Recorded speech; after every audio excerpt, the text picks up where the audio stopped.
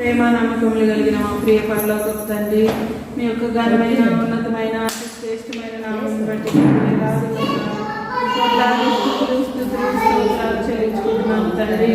పోయిన శుక్రవారం నుండి ఈ శుక్రవారం వరకు మమ్మల్ని అందరినీ సజీవ లెక్కలో వచ్చి పోషించి కాచి కాపాడి సంరక్షించారు. మీకు వేలాది వందనాలు ఏమిచ్చి మీ రుణం తీర్చుకోగలము తండ్రి.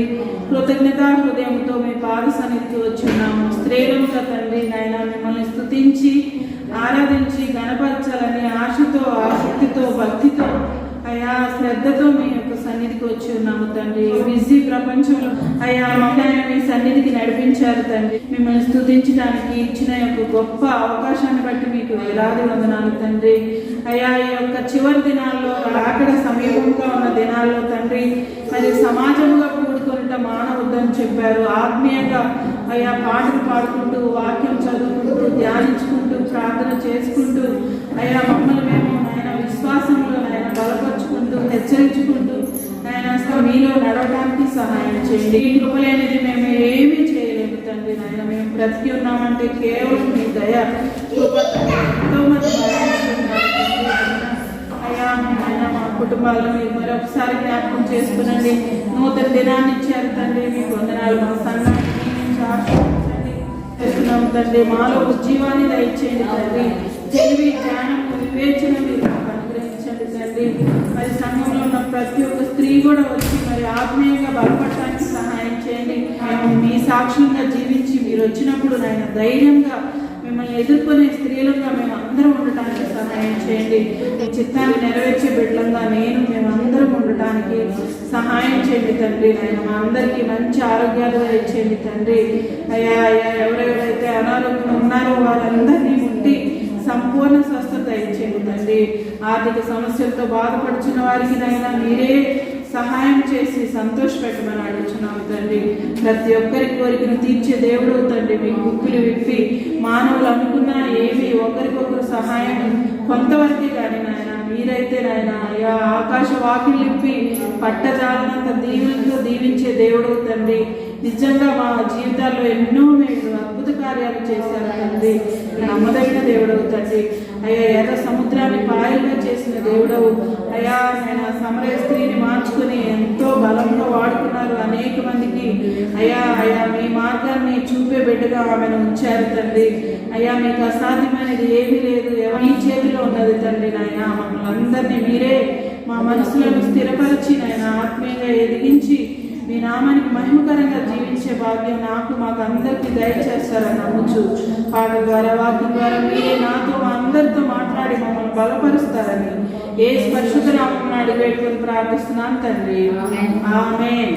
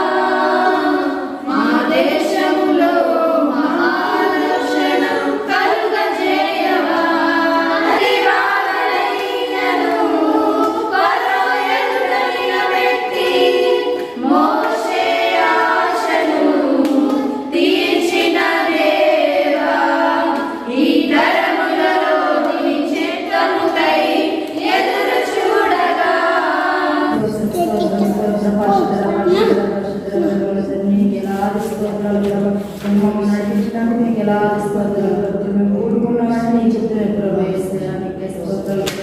అయ్యా పోయిన శుక్రవారం కాచి కాబట్టి మీకు ఎలా స్తోత్రాలు చెల్లిస్తున్నాం ప్రవేశానికి స్తోత్రాలు ప్రభు. అయ్యా రైతు చంద్రాలు మాకు వాక్యం బోధించుతుండగా వాక్యహారం నడుచుకున్న కృప దయచేయమని అడుగుతున్నాను. స్తోత్రాలు అయినా సాధ్యమైనది ఏది లేదు ప్రభా. ఎన్నెన్నో ఆశ్చర్యకార్యాలు చేశారు ప్రభా. మా పాపం కొరకు ప్రాణాలు పెట్టారు ప్రభా. యేసయ్యా నీకే స్తోత్రాలు ప్రభా. అయా ఇద్దరైన జీవితం జీవించుకొని నీ కొరికే జీవించే విశ్వాసాన్ని దయచేయమని అడుగుతున్నాను ప్రభా. యేసయ్యా అయా నేను నిజమైన దేవుడు ఎంతమందికో తెలియదు ప్రభా. అయా ఒక్క బిడ్డకు తెలియజేయండి ప్రభా. యేసయ్యా స్తోత్రాలు ప్రభా. ఆది స్తోత్రాలు ప్రభా. చిన్న ప్రార్థన మీ ఆలయం చేర్చుకున్నప్పుడు క్షమించుకుని యేసుక్రీస్తున్నాము అడిగి వేడుకున్నాం తండ్రి. ఆమేన్. కీర్తనాలు 18:6 నా శ్రమల్లో నేను యెహోవాకు మొరపెట్టుకుని నా దేవునికి ప్రార్థన చేశాను. ఆయన తన ఆలయంలో ఆలకించి నా ప్రార్థనను అంగీకరించాను. నా మొర ఆయన సన్నిధి చేరి ఆయన చెవుల చొచ్చాను. కీర్తనలో 18:6 నా శ్రమల్లో నేను యెహోవాకు మొర్రపెట్టి తిని నా దేవునికి ప్రార్థన చేసి తిని ఆయన తన ఆలయంలో ఆలకించి నా ప్రార్థనను అంగీకరించిన నా మొర్ర ఆయన సన్నిధి చేరి ఆయన చెవుల చొచ్చాను.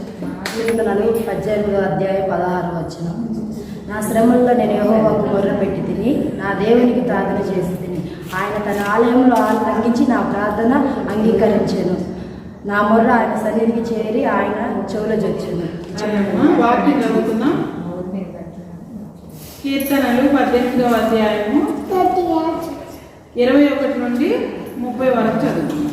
కీర్తనలు 18వ అధ్యాయము 21 నుండి 30 వరకు ఉత్తర ప్రత్యుత్తరములుగా చదువుకుందాం. యెహోవా మార్గములను నేను అనుసరించుచున్నాను. భక్తిహీనుడనై నేను నా దేవుని విడిచిన వాడను కాను. ఆయన న్యాయవిధులను నేను లక్ష్యపెట్టుచున్నాను. ఆయన కట్టడలను త్రోసివేసిన వాడను కాను. దోషక్రియలు నేను చేయనొల్లకుంటిని, ఆయన దృష్టికి నేను యథార్థుడనైతిని. కావున యెహోవా నేను నిర్దోషిగా చూచి తన దృష్టికి కనబడిన నా చేతుల నిర్దోషత్వమును బట్టి నాకు ప్రతిఫలం ఇచ్చేది. దయగల వారి ఎడల నీవు దయ చూపించుదువు, యథార్థవంతుల ఎడల యథార్థవంతుడవుగా నుండు. సద్భావము గలవారి ఎడల నీవు సద్భావము చూపుదువు, మూర్ఖుల ఎడల నీవు వికటముగా నుండు. శ్రమపడు వారిని నీవు రక్షించదువు, గర్విష్ఠులకు విరోధివై వారిని అణచివేసెదవు. నా దీపము వెలిగించు వాడవు నీవే. నా దేవుడైన యెహోవా చీకటి నాకు వెలుగుగా చేయు. నీ సహాయం వలన నేను సైన్యమును జయింతును, నా దేవుని సహాయం వలన ప్రాకారమును దాటుదును. దేవుడు యథార్థవంతుడు, యెహోవా నిర్మలము. తన శరణు వారికి అందరికీ ఆయన కేడము. నెక్స్ట్ వీక్ కంఠస్థ వాక్యము 30వ. దేవుడు యథార్థవంతుడు, యెహోవా వాక్కు నిర్మలము. దేవుడు చూసారా, దయగల వారి ఎడల నీవు దయ చూపుతూ యథార్థవంతుల ఎడల యథార్థవంతుడవుగా నుండు. మనము దయ కలిగి మనం మంచిగా ఉంటే దేవుడు కూడా మన ఎడల దయ కలిగి జారి కలిగి ఉంటారు. యథార్థవంతుల ఎడల యథార్థవంతుడుగా ఉంటారు. యాపిల్ సీడ్ వేస్తే మనకి దానిమ్మకాయ వస్తుందా? రాదు. యథార్థంగా ఉంటే మనకి దేవుడు సహాయం చేస్తారు. మళ్ళీ నా దీపమును వెలిగించువాడవు నీవే, నా దేవుడైన యెహోవా చీకటిని నాకు వెలుగుగా చేయడు. చూసారా, మన దేవుడు మనకి చీకటి అంటే బాధలు, సమస్యలు, వాటిని మనకి వెలుగుగా చేస్తారు. అంటే వాటిలన్నిటి నుంచి మనకి విడుదలను ఇస్తారు. నీతిమంతుడికి కలుగు శ్రమలు అనేకలో నుంచి విడిపిస్తారు. సాయంకాలంలో ఏడుపు వచ్చి రాత్రి ఉండినను ఉదయమును మనకి సంతోషం కలిగింది. అట్లాగే దేవుడు మనకి ప్రతినిత్యము ఉండి పరిశుద్ధాత్మ దేవుడు మనల్ని నడిపిస్తూ ఉంటారు. మళ్ళీ లాస్ట్ వచ్చిన అందరు చెప్పండి. దేవుడు యథార్థవంతుడు, యెహోవా వాక్కు నిర్మలము. తన శరణు జొచ్చు వారికి అందరికీ ఆయన కేడము. అతనికి ఇద్దరు అక్క చెల్లెలు ఉన్నారు. ఆ అక్క చెల్లెల పేరు ఏంటంటే, ఒక ఆమె పేరు మరియా, ఒక ఆమె పేరు మార్తా.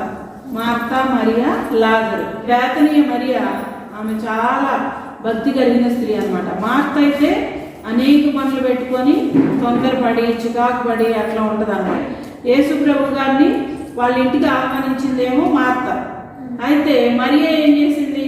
మార్త పిలిచింది కానీ దేవుని పట్టించుకోవట్లేదు. ఇంటికి వచ్చినా కానీ ఉన్న మార్త దేవుని పిలిచింది కానీ పట్టించుకోలేదు.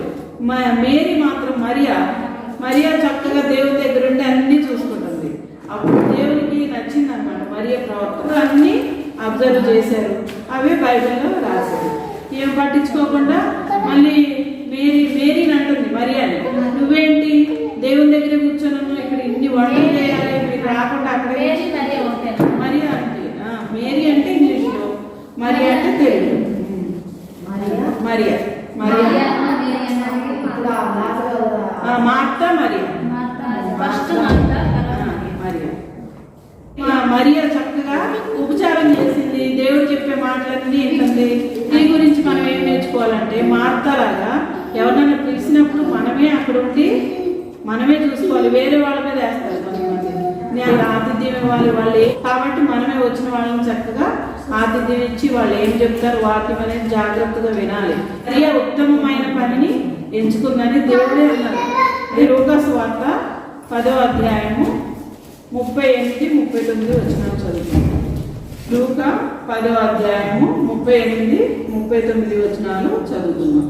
అంతటా వారు ప్రయాణమై పోచుండగా ఆయన యొక్క గ్రామంలో ప్రవేశించెను. మార్తా అని ఒక స్త్రీ ఆయనను తన ఇంట చేర్చుకొనెను. ఆమెకు మరియా అను సహోదరి ఉండెను. ఆమె యేసు పాదముల వద్ద కూర్చుండి ఆయన బోధ వినుచుండెను.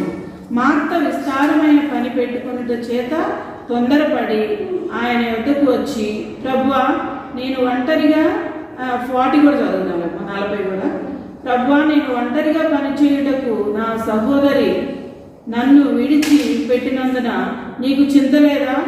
నాకు సహాయము చేయమని ఆమెతో చెప్పుమని.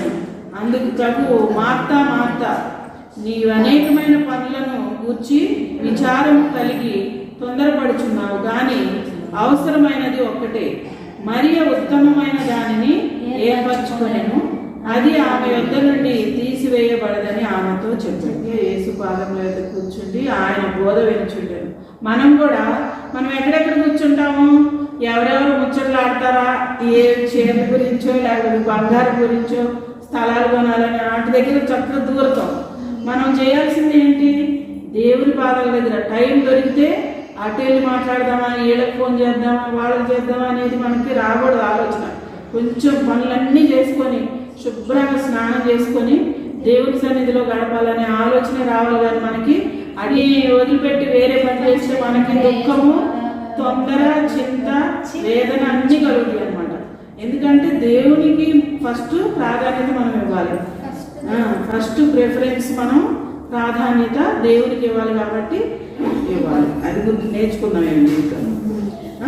మరియా యేసు పాదముల యొద్ద కూర్చుండి ఆయన బోధ వినుచుండెను. 39వ వచనం అని దాని ముందు రాసుకోండి. నెక్స్ట్ ఇంకొకటి ఏం చేసింది? మరియ ఉత్తమమైన దానిని ఏర్పరచుకొనెను. లూకాసు వార్త 10వ అధ్యాయము 40-42. మరియ ఉత్తమమైన దానిని ఏర్పరచుకొనెను. అవసరమైనది ఒక్కటే, అవసరమైంది దేవుడు ఇష్టపడేది ఒక్కటే. వాళ్ళు మనకి అవైలబుల్గా ఉన్నారా, వాళ్ళంతా తమ హృదయంతో, ఆత్మతో, మనసుతో అక్కడ కూర్చొని మన మాట వినేటట్లు ఉన్నారా అనేది దేవుడు చూస్తారు. మనం తర్వాత 42 మరియ ఏ విధంగా ఉత్తమమైనది ఏర్పరచుకున్నాం, మనం కూడా అట్లాగే ఉత్తమమైన మార్గం ఏంటి? యేసు పాదాల దగ్గర కూర్చుంది. అంటే ప్రార్థనకి ఎక్కువ మనము ఇంటికి పిలిచి ప్రార్థన పెట్టించుకొని వంట పనుల్లో అటు ఇటు తిరగకూడదు. మన పనులన్నీ ముగించుకొని మళ్ళీ పనిలో కూడా కూర్చోవాలి. అదే మనకి దీవెన అన్నమాట. నేను మార్తలా చేస్తున్నాను అనుకుంటున్నా, అంతలోకి ఆయన కూడా అమ్మో నాతో మాట్లాడకుండా నీ పనులు ఈ వంటలు నాకు ఏమొద్దు అని వాళ్ళకి ఎట్లా ఉంటుంది, మనకి కరెక్ట్ అయిపోవాలి. సాతాను ఆలోచన వెంటనే దాన్ని వదిలేయాలి. వదిలేసి అమ్మో దేవుడి చిత్తమే జరిగింది కదా మన జీవితంలో. ఈ మనిషి అనుకుంటే, ఈ పాస్టర్ అనుకుంటే ఏం జరగదు కదా, అయ్యో దేవుడి చిత్తమే జరిగింది కదా అని మనము హృదయంలో అనుకోవాలి. ఆయన ఇటు చేశాడు, వాళ్ళకైతే మంచి చేస్తాడు, ఇటు చేస్తాడు. అసలు అది అనుకుంటే మార్త పని, సాతానుడి పని అనుకోవాలి. మార్త చనిపోయిన వాళ్ళని తిరిగి లేపే సామర్థ్యము, శక్తి, అధికారము, జీవ మరణములు ఆయన చేతిలో ఉన్నాయి కాబట్టి దేవుడు వెంటనే లాజరు లేదంటే ఆయన దేవుడి చిత్తానికి వదిలేయాలి. ఏ సమస్య వచ్చినా, ఏదైనా అనారోగ్యమైనా, ఏ బాధ అయినా దేవా నీ చిత్రాన్ని మన దేవునికి అప్పచెప్తే మాత్రం మనకి తర్వాత సంతోషం.